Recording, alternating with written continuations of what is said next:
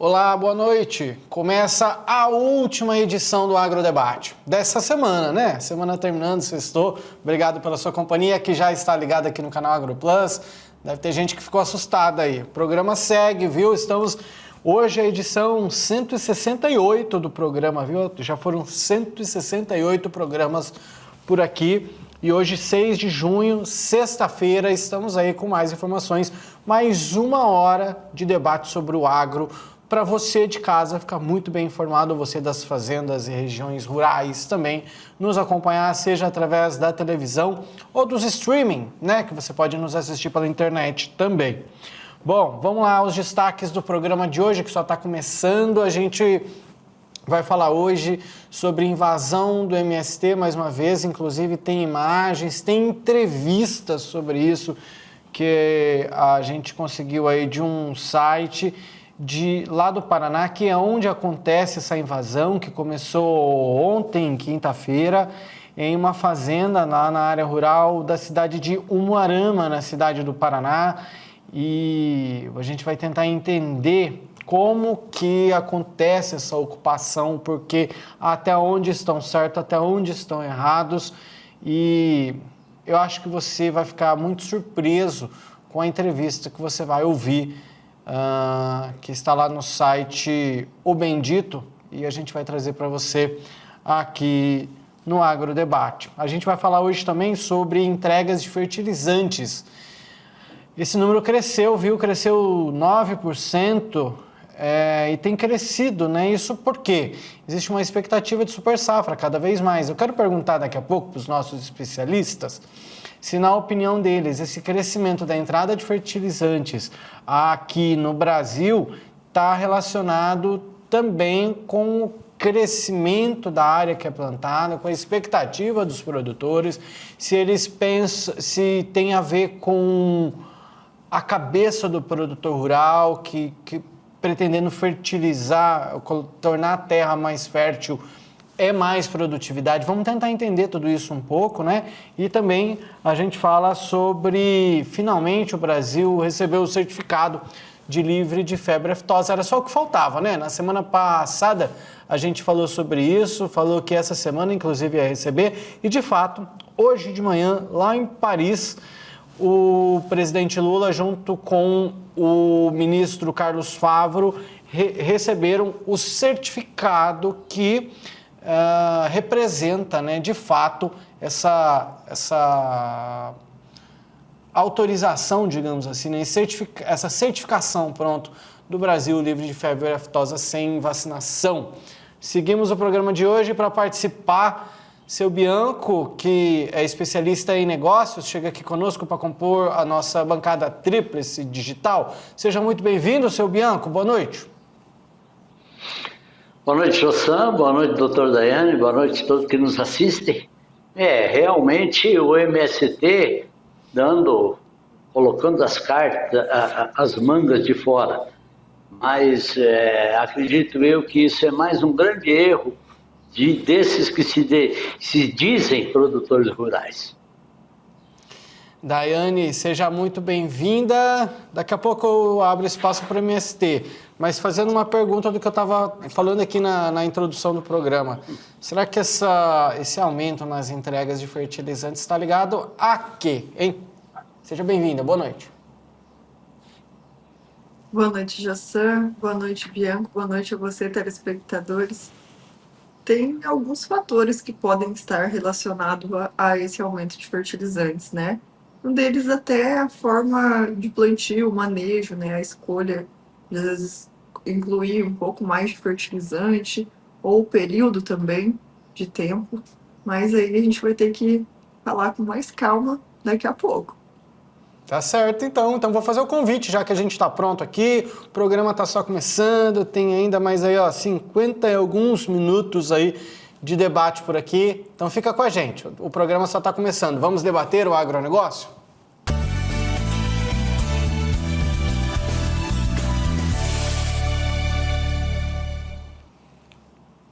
Bom, meus amigos, a gente começa o programa de hoje com outro assunto que não estava nos nossos destaques, mas que a gente já comentou por vezes já aqui dentro do nosso programa, que era aqueles tratoraços, aqueles manifestos por parte de produtores gaúchos pedindo securitização de dívidas, pedindo alongamento dos prazos para pagarem suas dívidas por conta das intempéries sofridas por lá, sejam elas por conta de falta de chuva ou excesso de chuva. A gente vê algumas fotos aí já, quero agradecer a agência RBS, o grupo RBS, que a gente está pegando as fotos deles aí, ó, que estão acompanhando de perto lá, e isso dá para a gente ter uma dimensão, né, da quantidade de manifestantes, de produtores que realizaram esse tratoraço hoje, sexta-feira, lá no estado, né, na rodovia ERS 153, entre os municípios de Tio Hugo e Passo Fundo, onde eles devem permanecer aí ao longo do dia, né, ao longo do final de semana, permaneceram por aí, mas a gente vê... Paulo, se puder segurar bem aí nessa imagem... Consegue? Vou só voltar ali. Eu gostaria de interpretar aquela imagem e jogar até para o seu Bianco. Essa aí. Olha aí, ó. A gente vê, claro, que representado por um boneco, mas um produtor rural enforcado. Daiane, isso é um resumo do que está acontecendo, né? Eu acho que essa imagem representa muito bem o que está acontecendo com o produtor rural gaúcho. Realmente, eu vejo que o produtor rural gaúcho foi o mais atingido de todas as intempéries e todas as questões climáticas, principalmente, né? Porque o que eles sofreram lá foi algo que não tem nem em outro lugar não chegou nem perto, né? Eles sofreram agora com enchentes, as enchentes levaram tudo, não foi só a produção dele, foi casas, carros, a vida deles foram destruídas, pontes, estradas. Então, assim, a gente viu que o governo demorou muito para retomar as construções, as ajudas. Inclusive, a gente teve muita ajuda de pessoas particulares, empresas privadas que se sensibilizaram, produtores mesmo reconstruindo estrada para que tivessem acesso até de alimentos. Eles foram privados. E o que acontece? Depois de ter acontecido isso, uma catástrofe, que é o que eu considero o evento que aconteceu de enchente, uma catástrofe, porque eles perderam praticamente tudo. Agora a gente ainda sofreram no outro ano com o fenômeno de seca, estiagem. Então, vejam só, são 2 anos. 2 anos, se você tivesse o produtor que tinha uma sobra ali, uma gordurinha para queimar, já acabou. Ele não tem mais o que fazer. Ele está devendo 2 anos, 2 safras. Então, assim, enforcado é pouco, né? Ele já está bem mortinho. E esse desenho, esse boneco é a representação ideal do produtor rural do Rio Grande do Sul, né? O gaúcho hoje, que tem plantação nessas áreas que foram atingidas, ele não tem mais o que fazer, né? E muitas vezes essas dívidas, Jassam, que a gente tem que pensar é que esse produtor, muitas vezes, deu uma garantia para essas empresas, para esses bancos. Deu a garantia da terra, deu a garantia do trator, né? Então, ele ainda está correndo o risco de perder essas propriedades, né? Porque quando a gente vende algo, a gente sempre, quando a gente toma um crédito, né? A gente sempre tem uma garantia ali consignada, ou um avalista, ou a questão da própria terra e hipoteca, né? Que são as garantias reais. E a maioria dos bancos trabalham dessa forma. Então, veja só, imagina a situação de um produtor que tem lá penhorada a sua propriedade ou alguns bens, e aí não consegue se restabelecer 2 anos. 2 anos é muito tempo, porque a gente tem que pensar que de uma safra para outra é um ano inteiro. Então, é um ano inteiro sem ter nada, sem ter dinheiro. Imagine sobrevivendo, tocando seu negócio ali durante um ano inteiro sem salário. E daí no outro ano não recebe de novo. Então, o que eles querem hoje é a securitização desses empréstimos que eles fizeram, que é uma espécie de transferência desses créditos, né, bancários a outras instituições para que elas façam ali uma venda desses créditos, né, de uma outra forma. Muitas vezes até o governo pode comprar e depois vender como títulos financeiros, e então para poder facilitar. Esse fenômeno já aconteceu no Brasil em outras épocas. A securitização é normal no meio rural, quando existe alguma crise econômica. E, inclusive, Jossan, a gente tem o crédito rural, que eles chamam de CR, ele prevê as renegociações. E eu não sei por que não estão acontecendo. O produtor rural ele tem direito de, mediante a uma situação dessas que a gente fala de imprevisibilidade, ele tem direito à renegociação. E não é mais um ano, mas um ano não resolve nada. Vamos supor assim, eu vou trazer um exemplo só para ficar um pouco mais claro. Vamos supor que o produtor rural, ele, com toda a safra dele, ele receba R$ 100.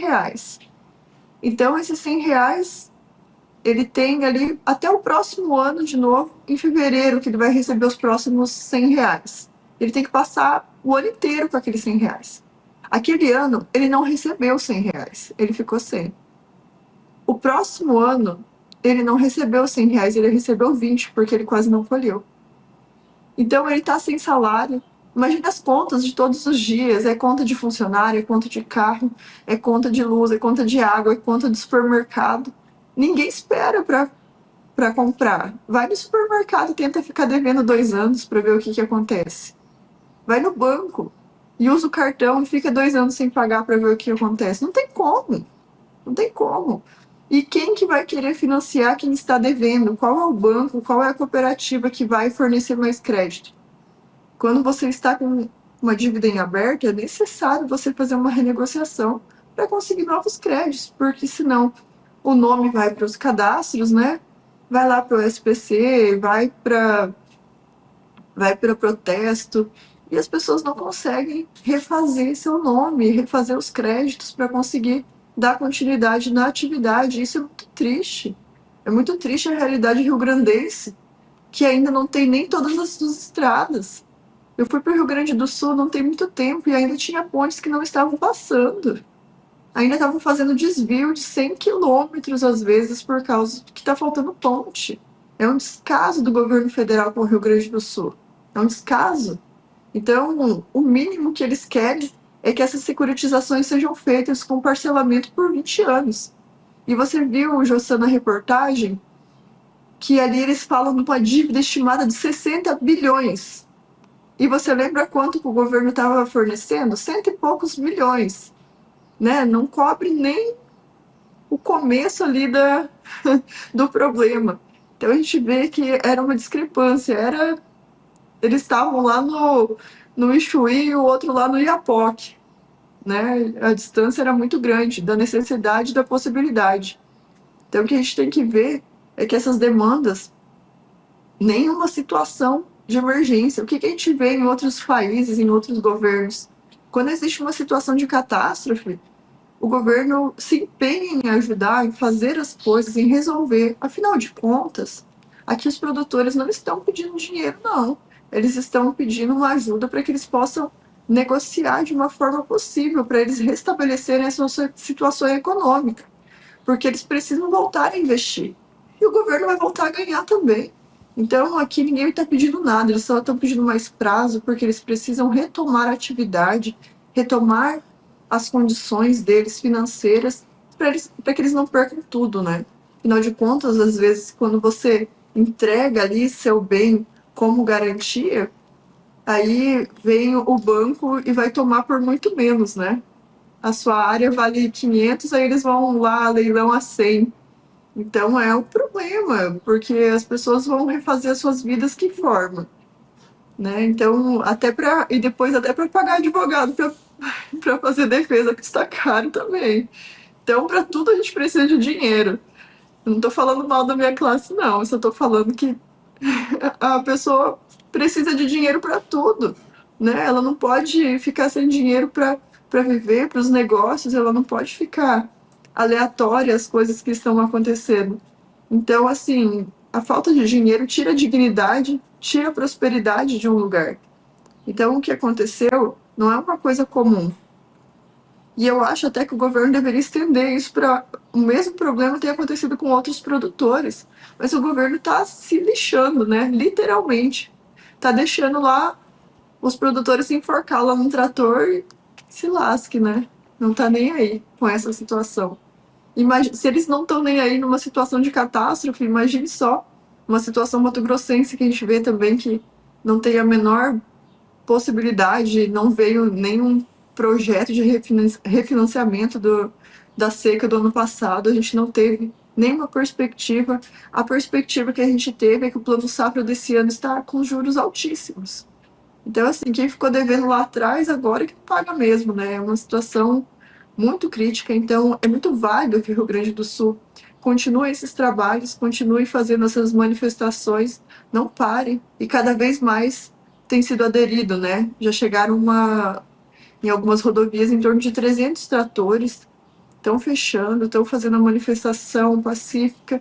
É uma forma de chamar atenção, né, Jossan? Já que, de bom grado, eles não fazem qualquer medida que seja satisfatória.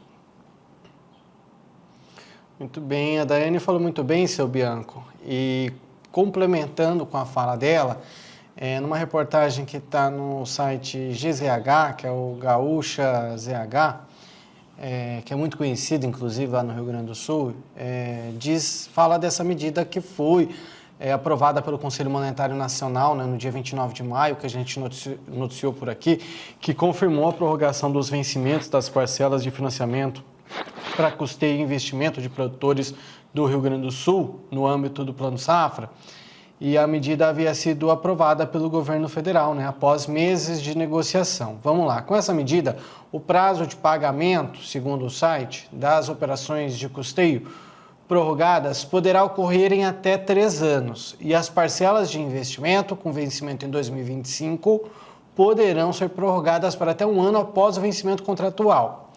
No entanto, para aderir a essa facilitação, os agricultores precisam comprovar as perdas sofridas. E é aí que está o pulo do gato. O atestado, ele precisa apontar a relação entre o que foi plantado e o que foi colhido e a capacidade de pagamento. Só que, segundo os produtores, a medida ela ameniza, porém não resolve a situação, uma vez que as perdas no campo por intempéries, elas se acumulam não de agora, e sim de alguns anos. Por isso, os protestos continuam. E que foi dívida em cima de dívida, enfim, os produtores eles já estão enforcados, como era a imagem. E aí, seu Bianco, eles reclamam porque as medidas são insuficientes. E me fez lembrar algo que nós conversamos, se eu não me engano, ontem por aqui, que é a dificuldade do Brasil em dar o retorno em cima dos impostos que o brasileiro paga. O brasileiro paga imposto à torta e à direita. E não tem um retorno. Às vezes é isso que falta, né? O Brasil está aí entre os países que mais recolhe impostos e que menos entrega. Então, cadê o apoio desse imposto pago? Justa, não temos retorno nenhum, apesar de a gente ter uma das cargas tributárias, ou a mais elevada do mundo, uma das mais elevadas, então é muito difícil. Eu ainda eu acho que eu sou mais fã ainda dos produtores rurais do Rio Grande do Sul nesse momento, porque quando nós noticiamos a primeira vez a greve desses produtores, nós falamos em bloqueio, né? E eu não sou muito favorável ao bloqueio, em virtude que às vezes se prejudica uma ou outra pessoa que também está precisando. De repente, uma própria pessoa da própria classe de produtores rurais, o cara que está levando leite e assim por diante. Agora, eles fizeram esse tratoraço. Isso é espetacular. Por quê? Você mostra um movimento, você diz para a população e mostra para a população que você está sofrendo, que o governo é moroso, ou porque toda a população vai ficar, vai se inteir de todo o problema que o produtor está tendo. E o que é que o produtor quer? Aquilo que a doutora Daiane falou, não quer mais nada do que simplesmente alongar as dívidas, não estão nos mesmos juros que ele já tinha pego o dinheiro, no mesmo patamar. Então, nessa condição é que a gente quer que o produtor olhe para frente e que o consumidor, ou nós como consumidores, também vejamos que é justo para ele, produtor, que seja alongado, securitizado essas dívidas. Muito bem falado, seu Bianco. E os produtores, eles estão fazendo esse tratoraço, portanto, como a gente viu nas imagens, sem bloqueios, né? Esse tratoraço realizado por produtores rurais na manhã dessa sexta-feira percorreu algumas... até a Avenida Brasil, dentro da cidade de Passo Fundo. Eles fizeram uma mobilização em frente ao Banco do Brasil por lá. E depois seguindo até em frente à loja da Havan, enfim, são pontos estratégicos, né? A mobilização ela reúne agricultores de Tiúgo, Marau, Coxilha e Pontão, que saíram das cidades em direção a Passo Fundo. Por causa do protesto, o trânsito ficou lento nas rodovias, tá? Mas não houveram paralisações, tá? Os agricultores reivindicaram ao governo federal essa chamada securitização. E é isso aí, o agricultor não tem mais como trabalhar, disseram eles. Faz 4 a 5 anos que estamos nessa luta. É isso que a gente estava falando, né? Não é de hoje. Daiane, para finalizar. Só para finalizar, hoje é um dia que a gente amarga, né, uma notícia dessas. A gente vê, às vezes, nos Estados Unidos, por exemplo, quando dá um problema com o agricultor, como foi da gripe aviária, né, que eles perderam toda a produção, a gente vê um apoio governamental. E é isso que você falou, é muito bem falado, inclusive. Cadê o nosso retorno, né? Porque eu vou trazer aqui uma expectativa minha com relação aos impostos que a gente paga. A gente quase não tem retorno, porque nós pagamos muito imposto, de tudo tem imposto, serviço tem imposto, quando a gente recebe tem imposto, quando a gente paga tem imposto, sobre as coisas que a gente consome, compra, e daí assim, quando eu preciso de uma saúde de qualidade, eu tenho que contratar um plano de saúde ou eu tenho que ir no médico particular. Quando eu preciso de alguns serviços públicos, muitas vezes eu não consigo. Então, a gente vê que é muito limitada a nossa contrapartida, né? Eu não estou aqui só para ficar falando mal de governo, mas entra governo, sai governo, é a mesma dificuldade, né? Independente de quem é. É uma coisa que poderia ser muito mais próxima, né?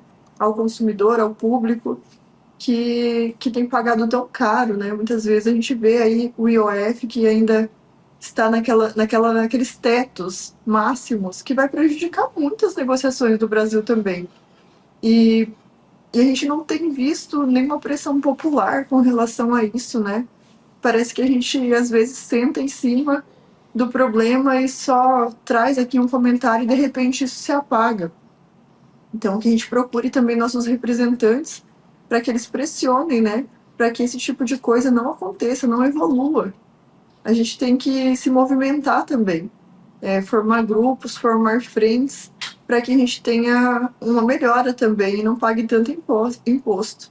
Eu vejo que esses trabalhos sindicais muitas vezes funcionam para o setor, então que a gente também cobre nossos representantes, cobre lá seu senador, seu deputado, para que não aprove esse tipo de coisa. Não fique aprovando coisas que não têm um retorno para a população. Porque a máquina pública ela tem que funcionar, mas ela tem que custar menos, não mais do que ela arrecada. Então, só assim que a gente pode continuar tendo um país em evolução. Quando a gente tem uma conta que não fecha dessas, gastando mais do que recebe, a tendência é a falência, né? Essa semana mesmo eu vi que a dívida pública chegou a 7,6 trilhões de reais. Nunca um teto tão alto. E também, a contraponto, nunca teve uma arrecadação tão alta. Então, o que está acontecendo, né? O gasto está muito alto. Então, a gente fala aqui do Rio Grande do Sul, é só a ponta do iceberg que deveriam estar sendo amparados, né? Pela política pública. É mais do que a obrigação deles, é um dever. Bem falado, muito bem falado. Bom, continuamos de olho então nessa informação e novos desdobramentos aí, quem sabe na segunda-feira a gente volta a falar sobre isso. No próximo bloco, meus amigos, a gente vai falar sobre invasão do MST. Olha só a situação de uma fazenda que está com cerca de 100 famílias. 100 famílias já alojadas em uma fazenda por lá. E a expectativa para o final de semana é de 250 famílias chegarem no local. É um total de 250 famílias. A gente vai conversar sobre esse tipo de ação. É no próximo bloco, o intervalo é rápido, voltamos já.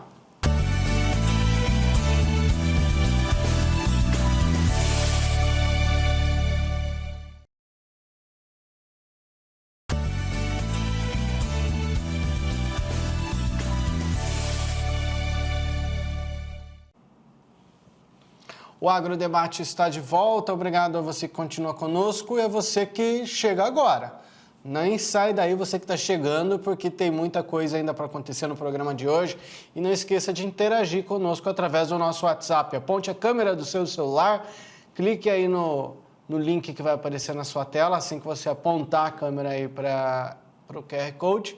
E é só mandar sua mensagem, seu bom dia, boa tarde, boa noite, a sua sugestão de pauta. Estamos aguardando. Vamos lá. Seguindo as informações por aqui, minha gente, o MST invadiu uma fazenda no Paraná, na cidade de Umuarama, no noroeste do estado, né? A polícia já foi acionada e o movimento dos trabalhadores rurais, né, invadiu essa propriedade, segundo informa o sistema FAEP. A entidade, o FAEP, né, ela repudia essa ação e informa que até o momento 100 famílias já estão instaladas na área, com a expectativa de que outras 250 cheguem no acampamento nos próximos dias. Chega até bonito falar acampamento, né? Em nota, o sistema FAEP informa que já procurou as autoridades responsáveis para solicitar que os invasores sejam retirados e estão esperando aí desdobramentos a respeito desse assunto. Vou trazer já o seu Bianco e a Daiane Kirnev por aqui. Seu Bianco, que é especialista em negócios, Daiane Kirnev, especialista em agronegócios, para a gente conversar sobre esse assunto, meus amigos. Essa invasão ela começou ontem, quinta-feira, dia 5. O site O Bendito, ele está no local, conversou com alguns integrantes, essas imagens são deles, inclusive. A princípio, então, cerca de 100 famílias, e no bloco anterior eu falei que eram 100 para totalizar 250, mas são para chegar a mais 250 famílias. Ou seja, um total de 350 famílias. Eu fico imaginando o desespero de um produtor, alguém que está ali e que, claro, passa por dificuldades e, de repente, 100 famílias chegam na sua propriedade. Seu Bianco, como será que deve ser isso, hein? Jussão, isso é só pessoal querendo tirar proveito. Eu acho que se você quisesse, se as pessoas quisessem, se os denominados sem terra quisessem trabalhar mesmo, e não tirar proveito só e lucro de ser beneficiado de uma quantia de terras, eles deveriam fazer o quê? Eles podem pegar um financiamento do banco com a própria garantia da terra. Então, isso pode ser feito, não é de grande dificuldade. Eu tenho visto aí que são imagens que a fazenda que eles estão invadindo, para ser desapropriada, ela tem que ser improdutiva. Mas ela não é improdutiva e ela tem, numa lateral tem milho plantado, na outra parece que é cana-de-açúcar, não sei o que pode ser, mas né, ela está em plena atividade. Então, já se perde o direito, entre aspas, que esses sem terra dizem de ter, porque eles podem invadir, o pensamento deles seria da invasão em virtude de que ela é improdutiva. Então, já não fecha essa ideia porque dá para se ver aí na lateral que ela é produtiva. Seu Bianco, tem uma fala, a gente vai trazer aqui, daí na sequência eu vou pegar até o comentário da Daiane, que eu sei que ela vai colaborar bastante, mas tem um integrante, que é o Ireno Prochnow, ou Ireno do MST, que é membro da direção estadual do Paraná, do MST, que conversou com o site O Bendito, da onde a gente está pegando essas imagens. Ele disse que a instalação do acampamento não visa a produção agrícola, mas sim pressionar o governo federal para desapropriar terras em Umuarama e municípios na região. E aí fica usando propriedades dos outros para pressionar o governo federal. Vamos ver um trecho aí do que disse o Ireno do MST. O Bendito conversa agora com o seu Ireno, da direção do MST estadual aqui do Paraná.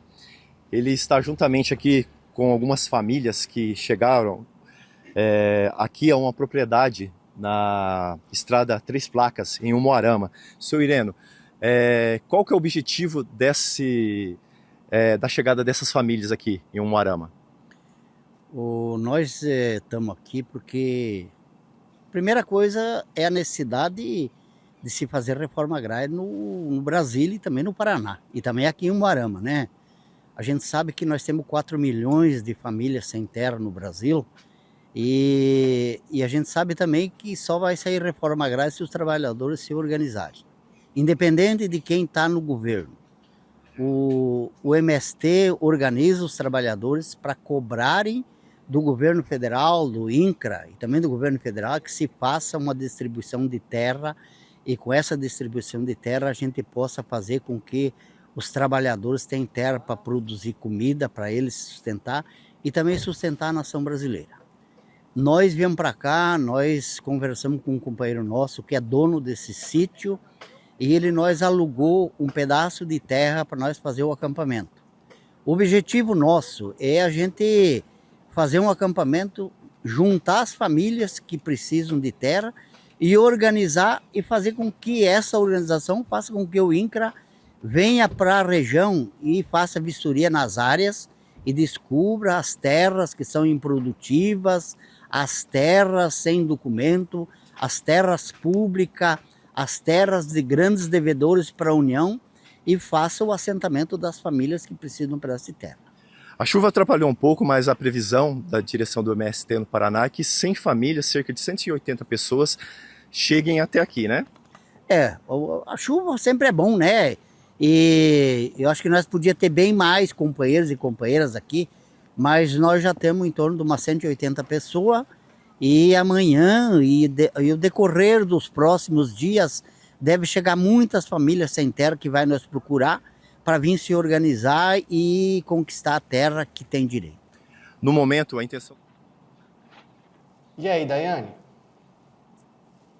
Jussa, eu vou entrar na... Tem vários problemas aí nessa reportagem, né? E eu também vou entrar no sindicato dos sem caminhonetes, porque eu não tenho caminhonete, o sem terra tem. Eu também tenho direito. Vou lá pegar uma caminhonete dele. Agora, brincadeiras à parte, a gente vê muitos problemas nessa reportagem, na fala deles, né? Primeiro que eles não alugaram nada, é uma mentira. Porque se eles tivessem alugado, o sistema FAEP, junto com a polícia, não estaria sendo acionado, né? O proprietário não ia acionar o sistema, o sindicato, para retirá-lo com a polícia. E o sistema FAEP foi acionado. Foi acionado se eles arrendaram? Não faz sentido, né? Já começamos por aí. Eles mentem. E por que eles não vão tomar posse de uma área que é improdutiva? Por que eles não vão atrás de outras situações, de uma terra que não está produzindo, de uma terra que está abandonada, uma terra passiva de reforma agrária, que não tem produtividade? A gente viu ali do lado a plantação de milho. O pessoal foi lá, já foi roubar os milho da propriedade, já estão até cozinhando o milho. Ou eles arrendaram e também compraram milho. Ou eles chamaram a polícia porque... Tá vendo como que essas narrativas deles nunca fecham? Eles vêm com uma historinha, com uma lorota ali em cima. Você acha que alguém arrendaria uma propriedade para eles irem lá, arrancarem a produção deles Porque eles foram lá e arrancaram. Olha ali, estava plantado milho ali do lado. Tem uns locais aparecendo ali que eles foram lá e abriram. Vai atrapalhar na colheita, vai ficar bem na passagem. E então tá tudo certo. Você acha mesmo que 200 e poucas famílias num sítio, eles vão fazer o quê? Um arrastão nesse sítio. Se fosse uma terra que fosse improdutiva, ninguém tava ali, né? Uma terra que tem, com certeza, produtividade, que tem trabalho. Aí eles confundem as falas e as coisas. Olha lá, todo mundo com carrão, muito bem, obrigada. Aí dá umas de coitadinho que eles precisam de terra. Claro, tudo bem, então vai fazer uma inscrição, um cadastro para receber pela reforma agrária. Mas eles estão pulando etapas. Eles querem terras prontas. Eles querem terras produtivas, eles querem terras produzindo. Eles não querem facilidade. O que eles querem é entrar em terras produtivas, onde já tem a plantação, onde já tenham animais, onde já tem infraestrutura. Por que eles não vêm nessas terras há 40 anos atrás, pegar um lote aqui e ficar 50 anos, igual o pessoal está esperando um título da reforma agrária? Ninguém deles está aqui, né? E tem outras terras por aí para ser feita a reforma agrária, que são improdutivas, que é do governo. Entra lá na área do governo. O governo tem muita terra. O governo tem muita terra, muita propriedade, muito parque. Por que eles não fazem isso? Ou outra situação, querem chamar a atenção do governo federal, do INCRA? Vai fazer manifestação no INCRA? Vai parar as rodovias? Agora, na mesma situação, os produtores do Rio Grande do Sul, se quisessem dinheiro, vai fazer manifestação dentro da propriedade dos outros, vai fazer alguma coisa para chamar atenção de uma forma equivocada, né? Sempre assim, sempre tirando benefícios de alguém. É isso que a MST quer.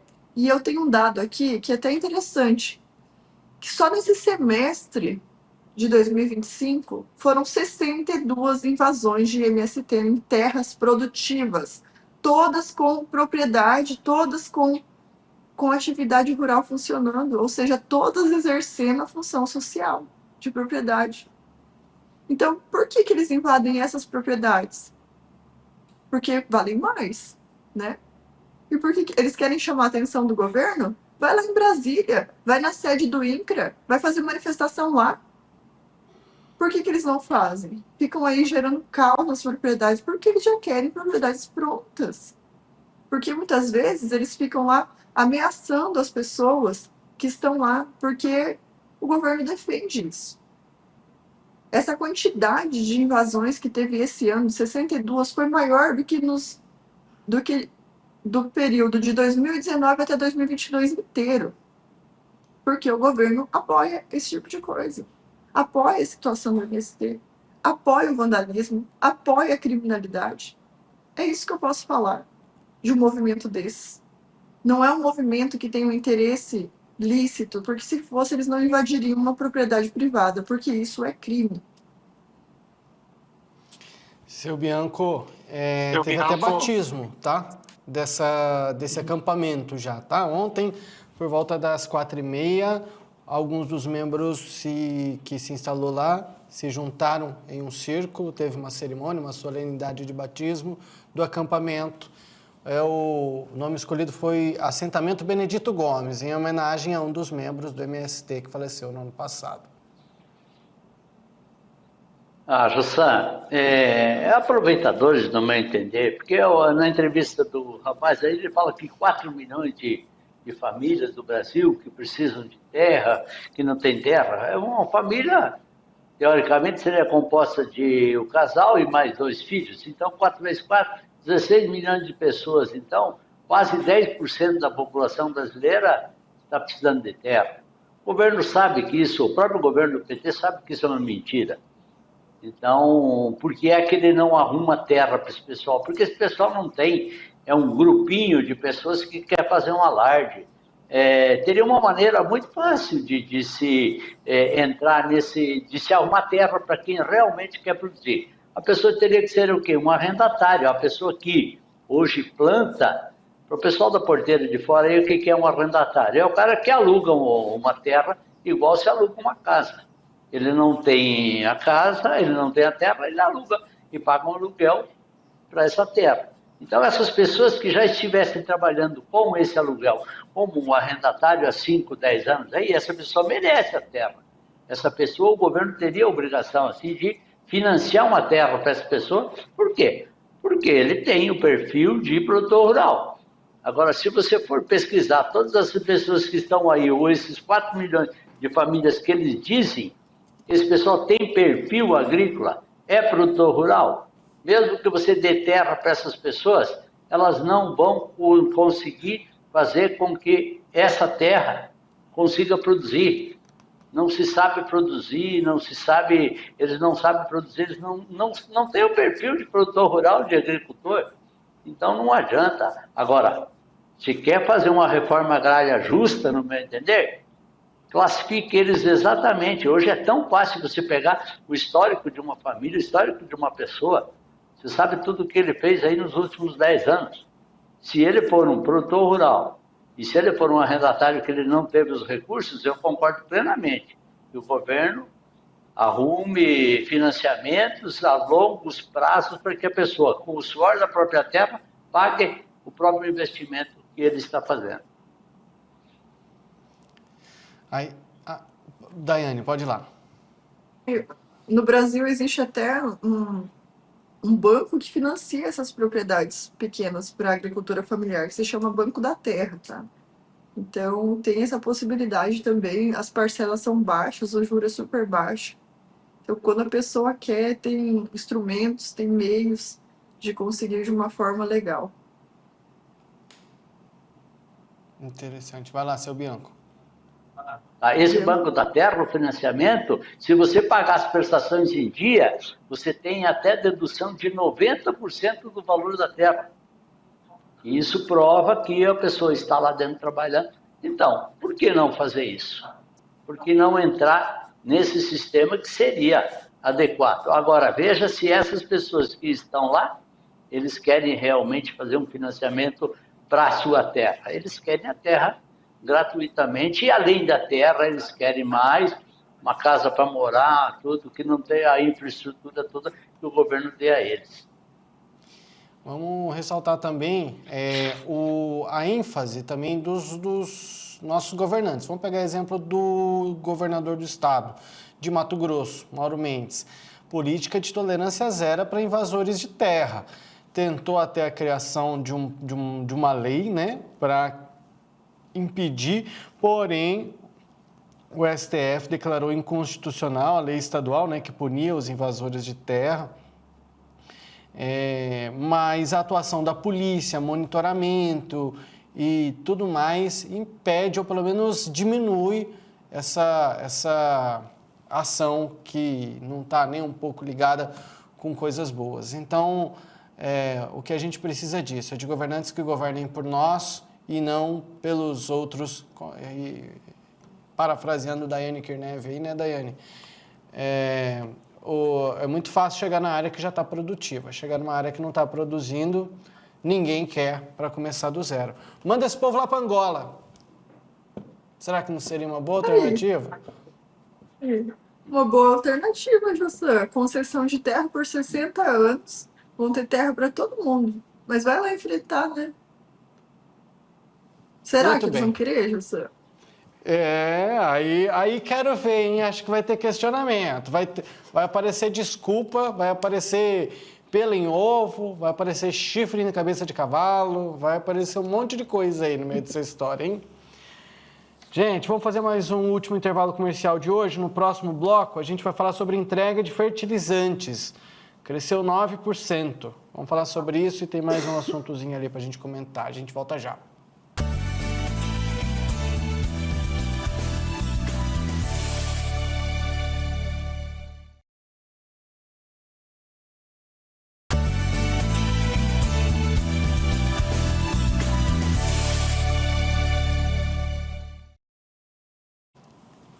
O agrodebate dessa sexta-feira sextou. A semana passou rápido para mim e para você. Passou voando. Na verdade, o ano, hein? Festa junina, até agora ninguém me chamou para uma festa junina. Cadê? Eu quero quentão, quero... Ah, não, mentira, tem uma festa junina para ir amanhã. É de escola, né? De criança, mas tá valendo também. Tomar um quentão, comer uma pipoquinha. Já vou trazer até os nossos comentaristas para a gente falar sobre esse assunto, não ficar sozinho falando sobre isso. Vai pular quadrilha esse ano, seu Bianco? Ah, você estava falando do convite aí para uma festa junina, eu estou te convidando. Passa aí, passa no mercado aí, compra cerveja, quentão, pinhão, vinho. Traz aí que o fogo nós dá um jeito aí. Oxe, eu quero chegar e tá tudo pronto. Daiane, tem programação de festa junina aí? Não tenho não, João. Eu acho que esse ano eu vou passar. A única quadrilha que nós Mas vamos você pular é sabe por que cima dos bandidos, a gente assim. tem- a gente tem visto bastante que as festas juninas estão virando agostinas, né? O pessoal tá O povo começa a prorrogando as planejar datas. em junho, né?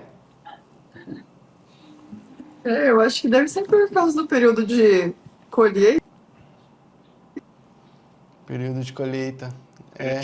Agora que está colhendo milho, como é que nós vamos estourar nossa pipoca? Como é que nós vamos fazer os pratos típicos? Eu quero pamonha nessa festa, ué. Oxi. Vamos lá, meus amigos. Vamos falar de informação aqui para o nosso telespectador. A notícia que está no site AgroLink diz o seguinte, que as entregas de fertilizantes cresceram 9%.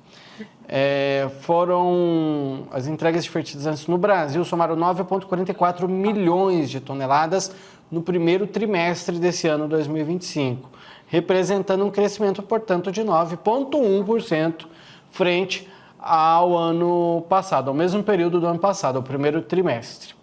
Segundo a entidade, a Associação Nacional para a Difusão de Adubos, o desempenho reflete a expectativa de uma colheita recorde no país, além das boas condições logísticas e do esforço do setor em garantir o fornecimento no prazo aos produtores. Daiane, eu fiquei curiosa desde o início do programa. Você falou que tinha várias coisas para a gente destrinchar nesse assunto. Quero ouvi-la. Jassan, o fato de ter aumentado, né, a quantidade de fertilizantes entregues não quer dizer que vai aumentar a quantidade de fertilizantes total comprados, até porque a gente tem que lembrar de um fenômeno lá atrás, que a gente falou sobre os fertilizantes, que eles subiram mais de 10% de preço. Agora, o que a gente tem é uma facilidade na logística. O frete ainda está bom, há uma viabilidade, porque a safra do milho ainda não está rodando tão rápido, né? Ainda está bem no começo da safra do milho, então o pessoal está aproveitando esse período para trazer, porque as entregas nas propriedades, né, muitas vezes dependem dos caminhões. E essa logística, ela é facilitada no período. E essa logística, ela é facilitada nesse período entre safra, né? Que não está acontecendo a safra cheia. Então, se estivesse no auge da safra, já fica mais caro o frete para trazer também. Então, eu acho que esse é um dos aspectos. Outro aspecto que o próprio site AgroLink trouxe aqui para a gente é que, com a expectativa de aumento de produtividade do milho, as pessoas possam investir mais na adubação. Porque a gente pode ver que pode ser que algumas pessoas estão investindo no manejo ou fazendo formas alternativas do tipo de plantação. Às vezes, investir mais para ter um retorno maior. Afinal de contas, né, a gente já trouxe aqui algumas conversas dos preços, né, e os preços não estão ajudando. Então, o produtor está tentando melhorar na produtividade. Então, tem inúmeros fatores aí para a gente analisar. Mas o principal que eu acredito é o preço do frete, por isso que aumentou as entregas dos fertilizantes nesse período. Afinal de contas, a gente tem um período diferente de colheita de milho do ano passado, que foi antecipado, né? E numa época dessas, no ano passado, já estava praticamente todo colhido, ou no auge, né, da colheita. Esse ano a gente teve uma prorrogaçãozinha, e isso fez com que os fretes ficassem mais vantajoso. Então, é uma possibilidade de logística facilitada também, porque a gente tem que lembrar que os preços dos fertilizantes estão mais altos. Então, também tem que levar em conta isso, né? Até o final, aí para a gente ter um relatório melhor, eu prefiro acompanhar até o final para saber se esses fertilizantes vão crescer mesmo ou se é só um aumento por causa da logística. Seu Bianco. Só que eu queria acrescentar da doutora que o milho, por exemplo, está tendo uma aplicação maior de fertilizantes e tecnologia. O produtor também vê que existe muito mais empresas comprando milho em virtude do etanol. Então ele também se anima mais em plantar mais. Acredito eu que esse também é um fator. Outros fatores, no meu entender, são áreas de pastagem degradadas. Essas áreas de pastagem degradadas, elas estão migrando para a soja. E já que você tem uma área degradada de pastagem, ela precisa de bastante adubação, pelo menos no primeiro ano, para que ela dê o retorno necessário. Então, no meu entender, são esses fatores que hoje estão ampliando ou que a gente vai comprar mais adubo. Porém, conforme a reportagem, é que antecipou as entregas. Aí a doutora Daiane está muito certa que é em virtude dessa logística, aproveitamento em que você está levando produtos para, vamos dizer, para outros centros, e o retorno do frete é muito mais barato e compensa você trazer o adubo agora. E o Mato Grosso segue líder, né, nas entregas, são 24,9%, arredondando para 25%, ou seja, 1/4 das entregas, né, do volume mensal brasileiro aí. Depois vem Paraná, Goiás, Minas Gerais e São Paulo, mas Mato Grosso lidera com folga. Seguimos acompanhando então essas informações, Daiane, para que, quem sabe, a gente chegue a uma outra conclusão ou você conclua que é isso mesmo, né? Seguimos de olho então nessas e outras informações. Para finalizar o programa de hoje, vamos trazer uma informaçãozinha, que era o que faltava, eu acho. O Brasil recebeu hoje o certificado de livre da febre aftosa sem vacinação, lá em Paris, né? Teve uma cerimônia por lá. Olha aí o Fávaro, tem ele com Lula também, enfim, receberam de fato o papel, o certificado, né? O escrito ali, livres da febre aftosa, sem vacinação, pronto. Isso aconteceu hoje lá na França, né? E esse país, esse certificado, né, de país livre da febre aftosa sem necessidade da vacinação vem da Organização Internacional de Saúde Animal. Então é algo pesado, né, seu Bianco? E era o que faltava ou não era tão necessário assim esse certificado?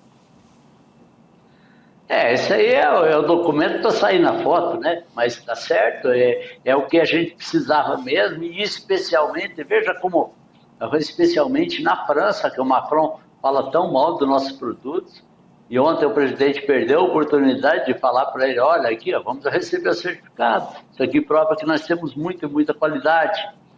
Ele foi dizer, não lembro o que ele disse lá, mas que me dê a bênção aí, que me ajude. Não precisa muito de ajuda, Abre não. Coração. Abra seu coração, Macron. E aí, pelo menos, eu vejo também um outro fator positivo aí, que eu acho que é o nosso ministro Fávaro está ficando mais forte, ou não está tão arriscado para cair como estavam falando meses atrás, né? Inclusive, eu vou ler até algo que disse o Lula. Eu estava lendo aqui, inclusive na reportagem no Globo Rural, que diz o seguinte: o Lula disse o seguinte, o que foi feito no Brasil pode servir de exemplo para toda... Aqui parece que ele fez jus. O que foi feito no Brasil pode servir de exemplo para toda a América do Sul. Temos muitas fronteiras. Nosso problema é cuidar de nós e dos nossos vizinhos. E aí vem o negócio que faz o link com o que você disse. O Lula ainda fez uma brincadeira com o Fávaro.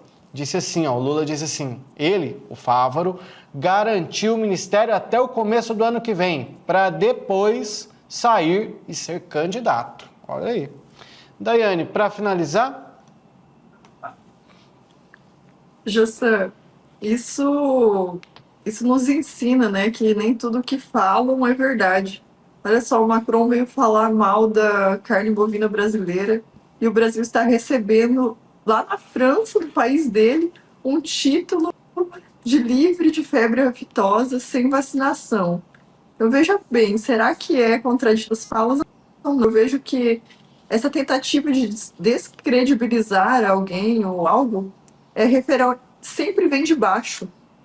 Ninguém nunca vai falar mal de você que está lá no alto. Quem está fazendo tudo certo não vai vir falar mal de você. Normalmente, quem não faz certo é que fala mal de quem faz certo.